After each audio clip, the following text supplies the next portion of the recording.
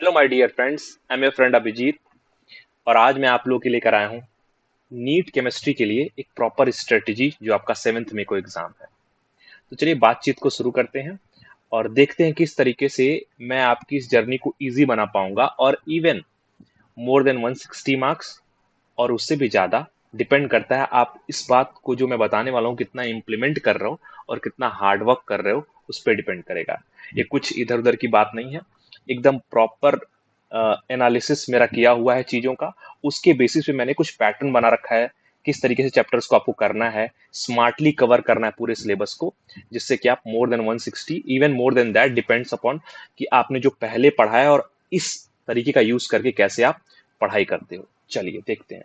तो मैंने क्या किया बेटा, मैंने क्या किया है कि चैप्टर्स को 3 ब्लॉक में डिवाइड किया है जिससे कि चीजें आसान हो जाएं। जैसे कि मेरे पास है ब्लॉक ए मेरा। मैंने ब्लॉक ए में क्या कर रखा है, मैंने ब्लॉक ए में वो सारे छोटे छोटे चैप्टर्स डाल रखे हैं जिनको आप बहुत कम टाइम में कर पाओगे और जिनसे आपको श्योर शॉर्ट जो है क्वेश्चन एक मिल जाएगा, जिससे कि आप इजीली जो है कवर कर पाओ इन सबको और आंसर कर पाओ उन क्वेश्चन को। जैसे कि मैंने ए ब्लॉक में डाला है लगभग 12 चैप्टर्स। देखिए, polymers, chemistry in everyday life, environmental chemistry, biomolecules, hydrogen, redox, chemical kinetics, amines, DNA block, periodic classification, S block elements और मेटलर्जी। ये मैंने 12 चैप्टर इसके अंदर डाल रखे हैं। आपका दिन अच्छा रहा तो लगभग 14-15 क्वेश्चन यहाँ से आपको मिल जाएंगे, वरना 12 तो मिल जाएंगे आपको। अब कई लोग के दिमाग में सवाल आ रहा होगा कि इसमें से कई सारे चैप्टर्स भैया हमको ऐसे लगते हैं जो बड़े हैं, फिर आपने कैसे कह दिया वो छोटे हैं। बेटा ये सारे चैप्टर्स छोटे हैं। पॉलीमर्स भी, chemistry in everyday life, environmental chemistry, biomolecule, इनको जानते हो। बायोमोलिक्यूल आप पढ़ते हो बायोलॉजी में, तो उससे आपको हेल्प मिल जाएगी। हाइड्रोजन में पता है कि H2O2 हाइड्राइड से ही सवाल आ रहा है, हार्डनेस ऑफ वाटर से ही सवाल आ रहा है। रिडॉक्स में पता है बैलेंसिंग ऑफ रिडॉक्स रिएक्शन हमने कर लिया, एन फैक्टर निकालना सीख लिया, काम हो गया। पीरियोडिक क्लासिफिकेशन हमको पता है कि मेंडलीफ में कुछ ऊपर नीचे पूछ सकता है, या फिर जो मॉडर्न पीरियोडिक टेबल में कुछ पीरियोडिक प्रॉपर्टीज हैं, पीरियोडिक ट्रेंड्स हैं, वो पूछ सकता है। या फिर पीरियोडिक जो है क्लासिफिकेशन में ब्लॉक नंबर जो है ऑब्वियसली ब्लॉक और ग्रुप और पीरियड नंबर निकालना पूछ सकता है। एस ब्लॉक एलिमेंट्स में दो ही हैं, alkali earth metal, alkaline earth metals. इसमें इनके इंपॉर्टेंट कंपाउंड्स, कुछ ट्रेंड्स, सोडियम कार्बोनेट वगैरह, NaOH वगैरह ये पूछ सकता है इसमें। मेटलर्जी में ओर्स वगैरह पूछ सकता है, या फिर रोस्टिंग पूछ सकता है। वॉन आर्कल मेथड, मून्स प्रोसेस, यही तो है उसमें जो पूछने वाले क्वेश्चन पूछने की जगह है जहां से क्वेश्चन बने हुए हैं। ओर्स का नाम मल्टीपल टाइम्स पूछ रखा है। DNF ब्लॉक में पोटेशियम डाइक्रोमेट, पोटेशियम मैग्नेट, यहाँ सवाल आ रखा है। अमीन में जो है डाइजोनियम सॉल्ट आपको बस अच्छे से पढ़ना है, और जो आइसोसाइनाइड टेस्ट वगैरह है उसको ध्यान से पढ़ना है। केमिकल काइनेटिक्स में जो है first order reaction, zero order reaction का ग्राफ और इंटीग्रेटेड रेट पढ़ना है। तो ये मैंने जस्ट आपको आइडिया दिया कि ये 12 चैप्टर्स आप अच्छे से कर लीजिए और बहुत कम टाइम में इसको कर सकते हैं। अगर थोड़ा सा भी पहले इसमें से कर रखा है तो अच्छी बात है, नहीं भी कर रखा है तो आप इजीली इसको कवर कर सकते हो बहुत शॉर्ट ड्यूरेशन में। और आगे चल के मैं बताऊंगा आपको कि सोर्स क्या होगा इन चीजों को पढ़ने का और कैसे पढ़ना है। मैंने ब्लॉक ए में ये डाल रखा है, देखिएगा। अब मैंने क्या किया बेटा, ब्लॉक बी बना रखा है। तो ब्लॉक ए में मैंने वो चैप्टर्स डाल रखे थे जो छोटे थे, आसान थे, और पता था ये चीज यहां से इस चैप्टर में ये वाली चीज पढ़ने से चैप्टर काफी पोर्शन चैप्टर का खत्म हो जा रहा है। ब्लॉक बी में मैंने वो चैप्टर्स डाले हैं जो आसान हैं बट थोड़े से लेंदी हैं, चाहे वो थ्योरी वाले पार्ट में हो, चाहे वो तुम्हारे न्यूमेरिकल वाले पार्ट में हो, या फिर ऑर्गेनिक का पार्ट हो। तो देखिए इसमें मैंने क्या डाल रखा है, सरफेस डाल रखा है, atomic structure, P block, chemical bonding, मोल कंसेप्ट, जो है हाइड्रोकार्बन और हेलोइकिन हेलोरिन, GOC, गैस स्टेट और सॉलिड स्टेट। तो पहले मैं आपको बताता हूँ कौन कौन से चैप्टर्स हैं। तो ये चैप्टर्स हैं ब्लॉक बी में, और ब्लॉक सी में मैंने डाल रखा है जिससे आप डरते हो, जबकि डरने वाली बात होती नहीं है लेकिन आप डरते हो, ठीक है। डरने वाली बात इसमें होती नहीं है लेकिन आप थोड़ा सा डरते हो इसमें, इसलिए बात यहाँ पे है कि हाँ। देखिएगा जरा, ब्लर हो रहा है क्या? नहीं नहीं, ठीक है। तो ब्लॉक सी में मैंने डाल रखा है क्या, thermodynamics, equilibrium, coordination compounds, aldehyde ketone, alcohol phenol ethers, electrochemistry. अब ये चैप्टर्स वो हैं जो जनरली आप लोगों को मैं इतने टाइम से पढ़ा रहा हूँ। अभी मैं अन अकेडमी पे जो है नीट एक्सपर्ट हूँ केमिस्ट्री के लिए। तो वहाँ पे आपको स्पेशल क्लासेस में बहुत सारे अभी प्रीवियस ईयर क्वेश्चन सॉल्व करते हुए आपको मिल जाएंगी, वन शॉट वीडियोस मिल जाएंगी, जो चैप्टर्स मैं यहाँ पे डाल रखा हूँ, लगभग लगभग सारे चैप्टर्स की। तो अभी मैं बताऊंगा सोर्स में कि आप वहां से मेरे से पढ़ सकते हो, वहां पे जाके स्पेशल क्लासेस में। अगर आपको लगता है प्लस क्लास आप नहीं ले पा रहे हो तो स्पेशल क्लास में जाके भी पढ़ सकते हो। तो बेटा यहाँ पे जो ब्लॉक सी में है ना, ऐसा कोई मैंडेटरी नहीं है, मैंने जस्ट बोला आपको कि आपकी हेल्प हो जाए। जैसे थर्मोडायनेमिक्स है, इक्विलिब्रियम है, कोऑर्डिनेशन कंपाउंड्स है, ये चैप्टर्स थोड़े बड़े हैं आपके लिए और आपको लगता है कि थोड़े टफ है, लेकिन मैं इनके लिए भी कुछ जुगाड़ आपके लिए रखा हूँ, तो ध्यान से देखना पहले। तो पहले क्या करना है, ब्लॉक ए के चैप्टर्स को कवर करने की कोशिश करनी है पूरे पूरे तरीके से, जिससे कि चीजें आसान हो जाए। मैंने बता भी दिया कि उनमें से क्या क्या पढ़ना है। अभी देखिए ब्लॉक बी में क्या आता है। ब्लॉक बी में सरफेस केमिस्ट्री है, एटॉमिक स्ट्रक्चर है, पी ब्लॉक है। तो क्या होगा बेटा कि ये सारे चैप्टर्स आप धीरे धीरे करके कवर करना शुरू करो। इसमें से जो आपको लगता हो कि टफ है, उसको किस तरीके से कवर करोगे वो मैं आगे चल के बताऊंगा, वो भी लेकर आया हूं मैं सब कुछ। तो इसमें से सरफेस केमिस्ट्री में क्या कर सकते हो आप, सरफेस केमिस्ट्री में क्या पढ़ सकते हो, colloidal solution, difference between lyophilic lyophobic salts, और फिज ऑप्शन केमिज ऑप्शन। ये सारी चीजें बेसिक बेसिक हैं, इंपॉर्टेंट इंपॉर्टेंट, ये पढ़ सकते हो। ये चैप्टर्स यहाँ पे जो ब्लॉक बी में मैंने डाल रखे हैं आपके लिए, चैप्टर्स आसान हैं, लेंदी हैं, बट थोड़े लेंदी हैं। सी ब्लॉक वाले लेंदी हैं, थोड़े से टफ है आपके लिए। तो आप काम करिए, ए ब्लॉक बी ब्लॉक पूरा रिगरसली कवर करने की कोशिश करिए अपने तरफ से। मेरी बात सुनते रहो, वो पेशेंस मत लूज करना, जो मैंने बोला है अभी मैं बताऊंगा। अब कई बार ऐसा होगा कि इसमें बहुत सारे बच्चे वो देख रहे होंगे जिनको रिवीजन करना है, इफेक्टिव रिवीजन उनसे नहीं हो पा रहा है। कई लोग ऐसे हैं जिन्होंने थोड़ा सा पढ़ा है और ज्यादा डिटेलिंग नहीं कर पाए चीजों का, वो भी हैं इसमें। और कुछ लोग ऐसे हैं जिन्होंने पढ़ाई पे बिल्कुल ध्यान नहीं दे पाए हैं। तो लास्ट के 3 महीने में, इसमें 90 डेज में आप क्या कर सकते हो, इनसे कैसे बेस्ट आउटपुट निकाल सकते हो इन सब चीजों से। तो मैंने 3 ब्लॉक में डिवाइड कर दिया। ए ब्लॉक में आसान जो है छोटे चैप्टर्स और इजी चैप्टर्स, बी ब्लॉक में इजी थोड़े से लेंदी चैप्टर्स, सी ब्लॉक में तुम्हारे लेंदी और थोड़े टफ चैप्टर्स। तो अब क्या होगा, अब देखिए क्या करना है आपको।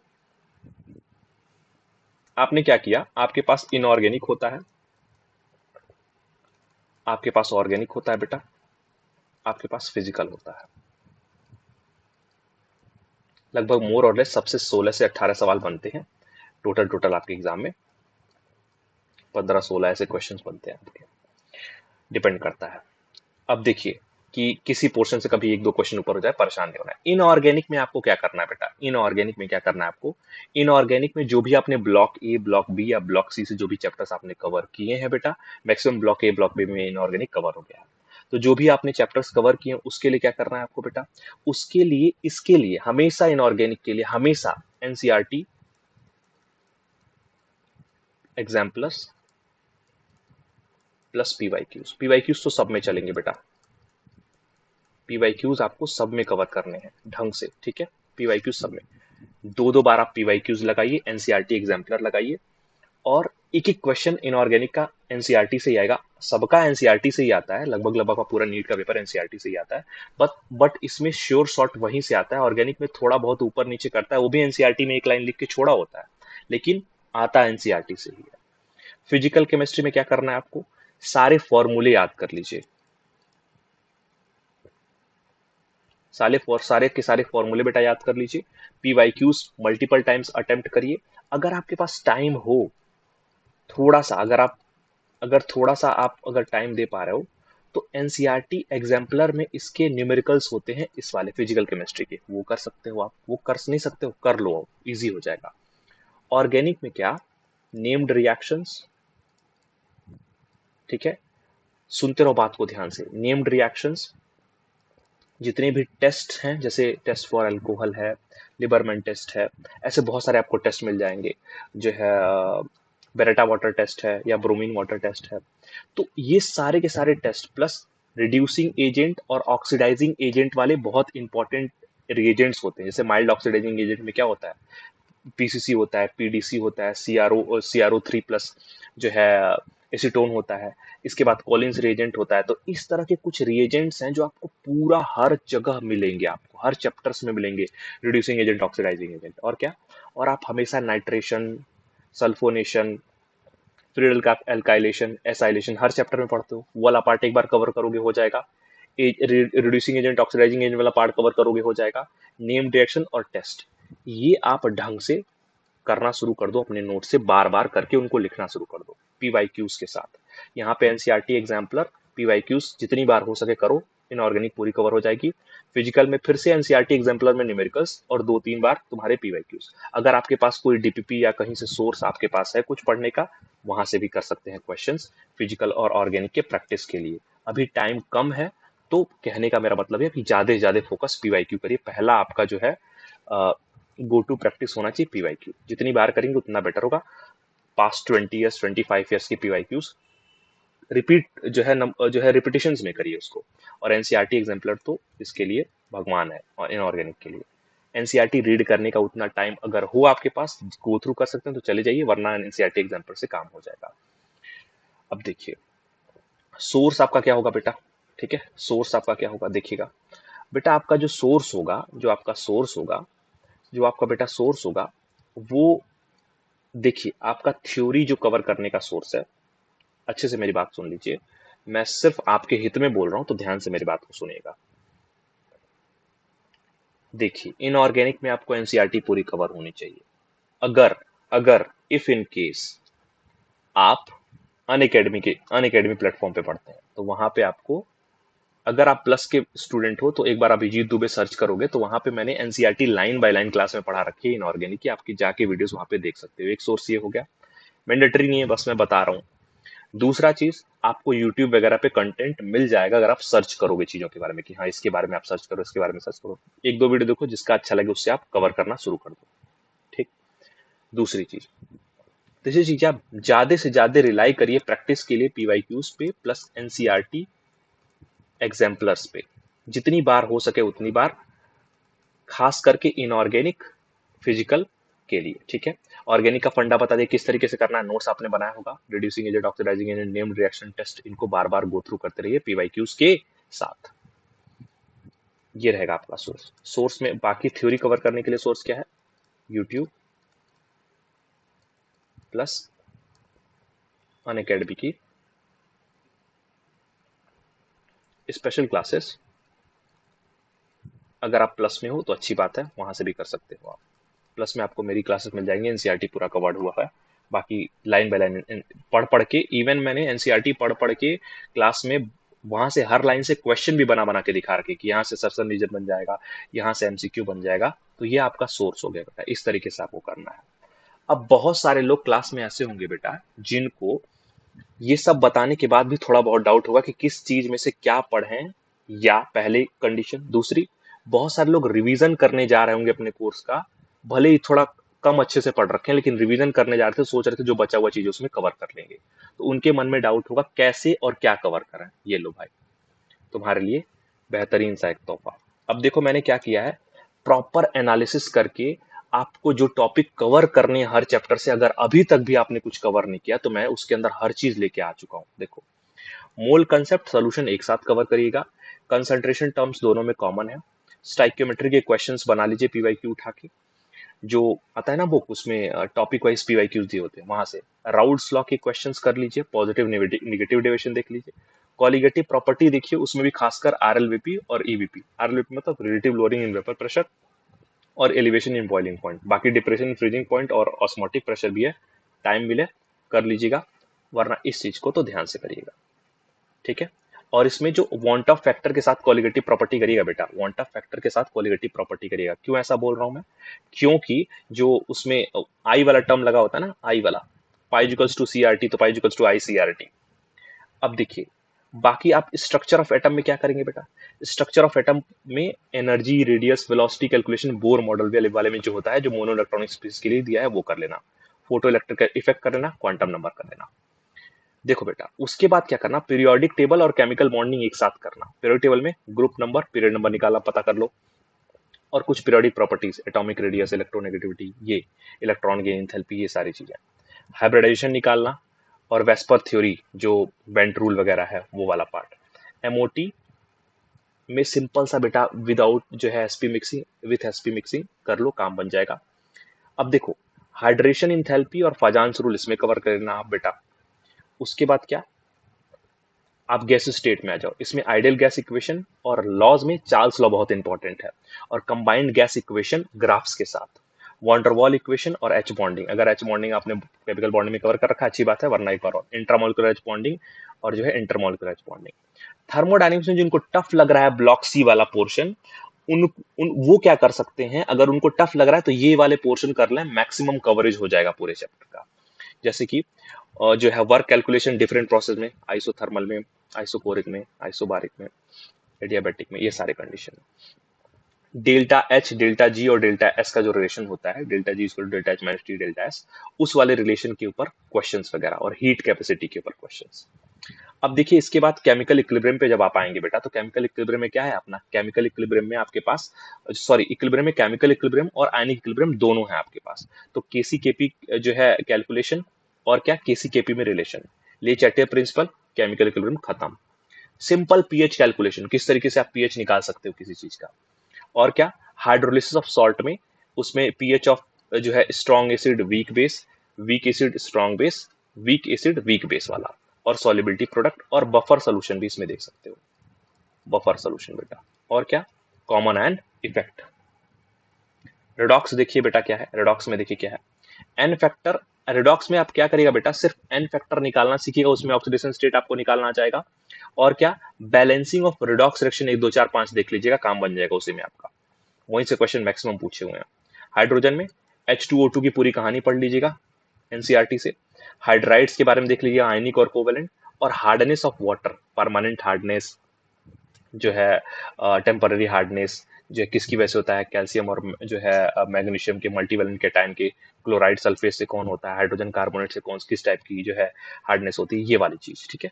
अब जैसे मान लो एस ब्लॉक एलिमेंट है, तो एस ब्लॉक में बहुत सारे क्वेश्चन आपको मिलेंगे एनॉमलस बिहेवियर ऑफ लिथियम और बेरिलियम के।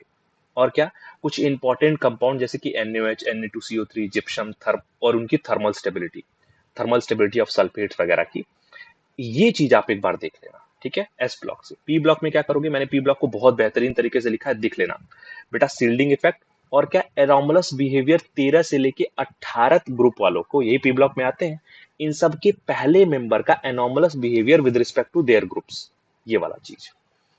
और क्या, इंपॉर्टेंट कंपाउंड्स 13 से 18 तक, ठीक है, और उनके कुछ केमिकल रिएक्शंस। अब इंपॉर्टेंट केमिकल रिएक्शंस कैसे, अब जैसे क्लोरीन कई बार रिएक्ट करता है कंसंट्रेटेड HNO3 से, या फिर जो है डाइल्यूट HNO3 से, तो क्या बनाता है, इस तरह के रिएक्शंस जो सेम डिफरेंट कंडीशंस में डिफरेंट प्रोडक्ट दे रहे हो। और कुछ कुछ कुछ इसके बेटा इंपॉर्टेंट कंपाउंड जैसे कि बोरैक्स, बोरिक एसिड, इसके ऑक्सो एसिड्स। अब देखो ये 13th ग्रुप का हो गया, सिलिकॉन्स और जो है सिलिकॉन्स और सिलिकेट्स 14th ग्रुप का हो गया, ऑक्सो एसिड्स सारे H3PO4 और H3BO3 जितने भी हैं, ये सब ऑक्सो एसिड जितने भी हैं, ये जितने भी तुमको ऑक्सो H2SO4, HNO3, जो है H2SO3, ये सारे एलोट्रॉप्स, किसके, कार्बन के एलोट्रॉप्स, सल्फर के एलोट्रॉप्स, जो है फॉस्फोरस के एलोट्रॉप्स।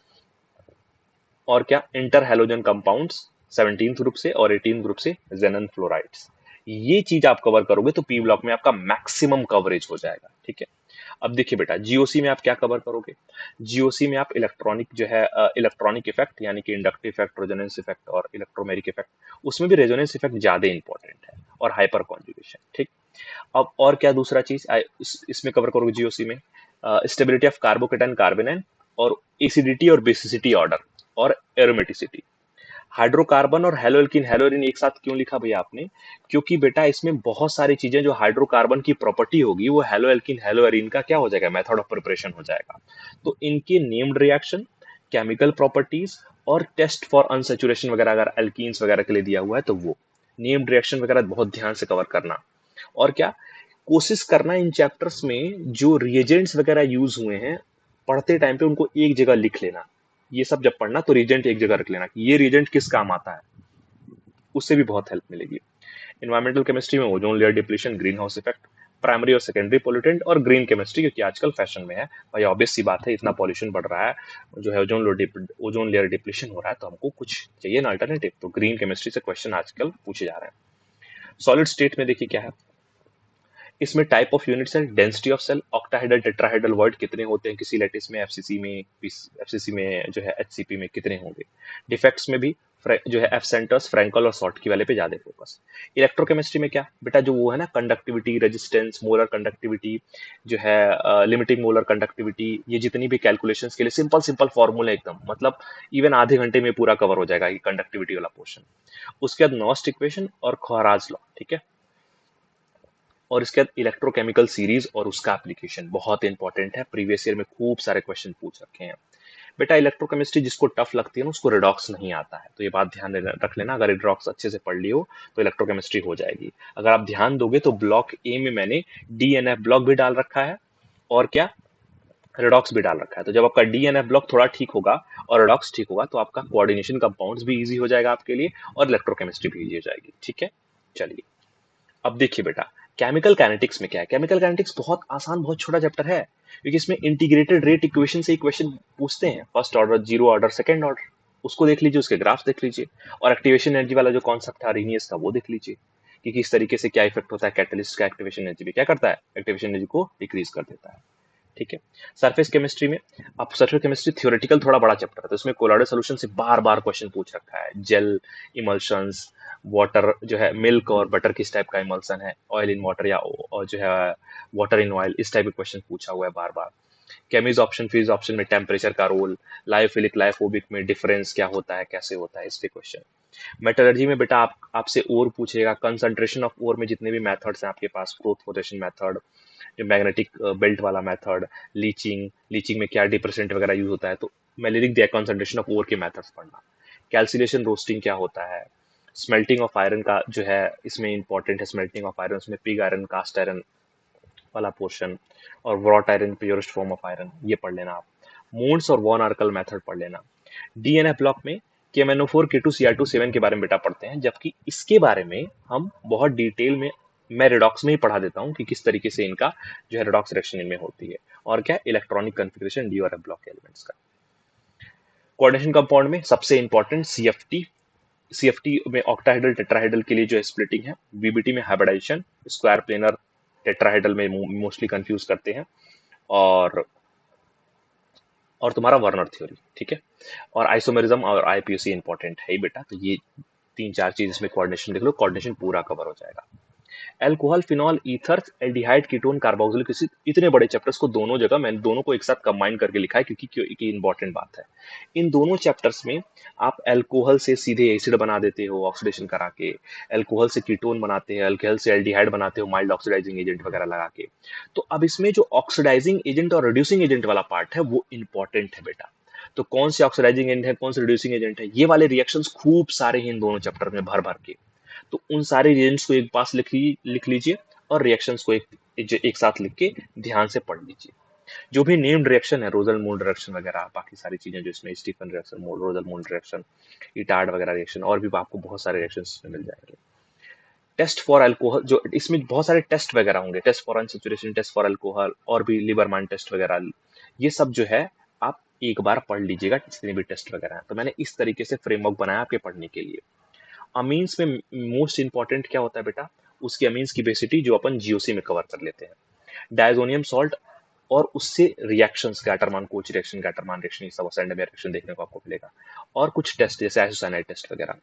बायोमोलिक्यूल्स में प्रोटीन, विटामिन्स पढ़ लीजिए, और ग्लूकोज के बहुत सारे स्ट्रक्चर्स वगैरह होते हैं इसमें, वो पढ़ लीजिए, फिशर स्ट्रक्चर और नॉर्मल स्ट्रक्चर जो भी होते हैं, एनोमर्स वगैरह। और क्या बेटा, पॉलीमर्स में बहुत बायोडिग्रेडेबल, नॉन बायोडिग्रेडेबल पॉलीमर्स आपको देखने को मिलेंगे। सारे पॉलीमर्स का एक चार्ट बना लीजिए, नाइलॉन 6 है, नाइलॉन 6 है, जितने भी हैं उनको, बेकेलाइट वगैरह, उनका एक चार्ट बना लीजिए और दो चार बार पढ़ लीजिए उनके मोनोमर्स का और पॉलीमर्स का, काम बन जाएगा वहां से। केमिस्ट्री इन एवरीडे लाइफ में बेटा, ड्रग्स, सोप और डिटर्जेंट, और प्रिजर्वेटिव्स, जो फूड प्रिजर्वेटिव्स होते हैं, मैंने पूरा लिखा नहीं है तो उसको वो चीज आपसे पढ़ लीजिएगा बेटा। ये आपके लिए अगर आप रिवीजन करने जाएं तो भी एक बहुत इफेक्टिव मेथड है। अगर आप स्टार्ट कर रहे हो, इन 3 महीने में सोच रहे हो कि मैं क्रैक कर लूँ नीट, उसके लिए भी बहुत हेल्पफुल रहेगा आपके। और जो पहले थोड़ा सा भी ध्यान दिया है, और जिस तरीके से मैं इंपॉर्टेंट टॉपिक्स बताया हूँ और ब्लॉक वाइज चैप्टर्स को कवर करने के लिए बताया है, अगर इसको करोगे तो इजिली आप, अगर अपने हार्डवर्क पे और अपने ऊपर बिलीफ रखोगे, तो इजिली आप 160, इवन मोर देन दैट, आप जो है आराम से स्कोर कर सकते हो। और सोर्स के लिए आपके पास यूट्यूब है, आपके पास मेरी स्पेशल क्लासेस होंगी, और आने वाले टाइम में आपको वन शॉट स्पेशल क्लासेस मैंने स्टार्ट कर दिया अनअकैडमी पे। जाइए सर्च करिए अभिजीत दुबे, आपको मिल जाएगा। कुछ उसमें आपको कुछ एक भी पैसा नहीं जा रहा है, आपकी मदद हो रही है। जाइए सर्च करिए, आपको वो चीज़ मिल जाएगी। ठीक है, ये आपके लिए बहुत हेल्पफुल रहेगा। और बाकी छोटे छोटे टॉपिक्स पे जो भी इंपॉर्टेंट है, मैं यूट्यूब पे वीडियोस अपलोड करना चालू कर दूंगा। ठीक है बेटा, चलिए बेटा, so best of luck for your exams and preparation. पढ़ते रहिए, जो भी डाउट है कमेंट करते रहिए, और जो भी आपकी रिक्वायरमेंट होगी मैं उसको फुलफिल करने की कोशिश करूंगा। चलो बेटा, मिलते हैं इसके बाद वाले वीडियो में। Bye bye.